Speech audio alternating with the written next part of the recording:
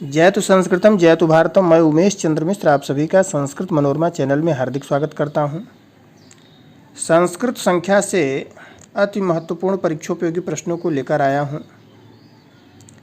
TET, C TET, TGT, PGT एवं तमाम संस्कृत से संबंधित प्रतियोगी परीक्षाओं में प्रश्न संख्या से अवश्य आते हैं और उसी को दृष्टिगत रखते हुए जिस प्रकार के प्रश्न आते हैं ऐसे प्रश्नों को लेकर मैं आया हूं।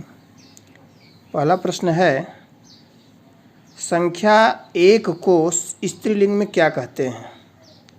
तो 1 को संस्कृत में जो है एका कहते हैं स्त्रीलिंग में। एका पुल्लिंग में एकः और स्त्रीलिंग में एकम। संख्या 3 को नपुंसक लिंग में कहते हैं। संख्या 3 को नपुंसक लिंग में त्रीणि कहते हैं। संख्या 3 को स्त्रीलिंग में कहते हैं तिस्रः। चतस्रः किस लिंग का पद है? चतस्रः है किस लिंग का है? यह स्त्रीलिंग में आया है, यह 4 के लिए प्रयुक्त हुआ है।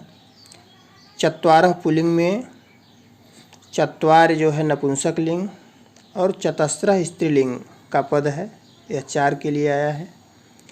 संख्या 8 को संस्कृत में कहते हैं, संख्या 8 को संस्कृत में अष्ट और अष्टौ दोनों पद प्रयोग होता है। संख्या 18 को संस्कृत में कहते हैं अष्टादश। अष्टदश नहीं, ध्यान देना है, अष्टादश है अभी है। संख्या 16 के लिए संस्कृत में कौन सा पद है? षोडश। चतुर्शीति से किस संख्या का बोध होता है? तो चतुर्शीति ही 84 को कहते हैं। अशीति ही, एकाशीति, द्वैशीति, त्रैशीति, चतुर्शीति 84 को। संख्या 96 के लिए संस्कृत में कौन सा पद है? यह बराबर प्रश्न आया करता है, बहुत बार आ चुका है तमाम प्रतियोगी परीक्षाओं में। तो इसके लिए पद है षण्वती। श आधा ड़ फिर पूरा ड़ वती, षण्वती।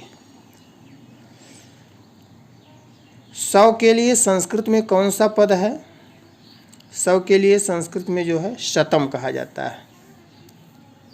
अब उसमें विकल्प में अगर दे दिया शतः, शता, तो हाँ ध्यान देना है कि शतम इस प्रकार जो रहेगा वही सही रहेगा। संख्या 1000 को संस्कृत में कहते हैं सहस्रम। 4 से किस संख्या का बोध होता है? 4 से 4 का बोध होता है। संख्या 50 के लिए संस्कृत में कौन सा पद है? 50।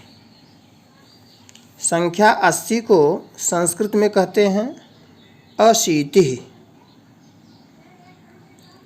आयुतम से किस संख्या का बोध होता है? आयुतम से 10,000 का बोध होता है। तो इस प्रकार संख्या के लिए दूसरा पार्ट हमारा देखने के लिए अगला वीडियो देखिए। तब तक के लिए धन्यवाद।